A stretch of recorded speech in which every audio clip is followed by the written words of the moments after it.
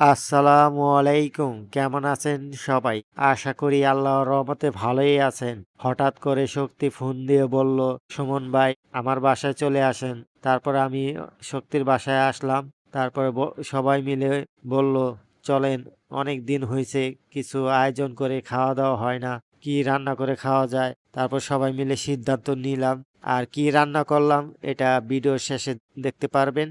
দেরি না করে আমরা সবাই মিলে আয়োজন করে ফেললাম। সবকিছু সবাই মিলে কাটাকাটি করলাম। মাংসগুলো ধুয়ে নিলাম। সবকিছু রেডি করে এখন সবগুলো একসাথে মেশানোর জন্য প্রস্তুতি নিলাম। মাংসগুলো একটা হাঁড়ির মধ্যে নেওয়ার পর তার মধ্যে সকল ধরনের উপকরণ মশলা এক এক করে ঢালা হচ্ছে। এই মাংসর মধ্যে আদা রসুন মশলা পেঁয়াজ মরিচ যা যা প্রয়োজন সেইগুলো একটু একটু করে ঢালা হচ্ছে। তারপরে সুন্দর মতন মাখানো হবে সব উপকরণ, কারণ মাংসটা আগে কষাই নেওয়ার জন্য মাখিয়ে নেওয়া হচ্ছে। মাখানো রান্নাটা আসলে অনেক মজার হয় সবকিছু মাখিয়ে।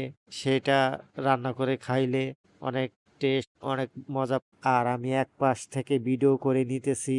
তারপর হাত দিয়ে সব মশলা উপকরণ মাখানো হচ্ছে। আমরা সুন্দরভাবে চুলা জ্বালিয়ে মাংসটাকে সুন্দরভাবে রান্না করে নিব। রান্না করার পর তারপরে রেডি হওয়ার পর আমরা সবাই মিলে বসে গেলাম খাওয়ার জন্য। খাবারটা অনেক মজা হয়েছিল।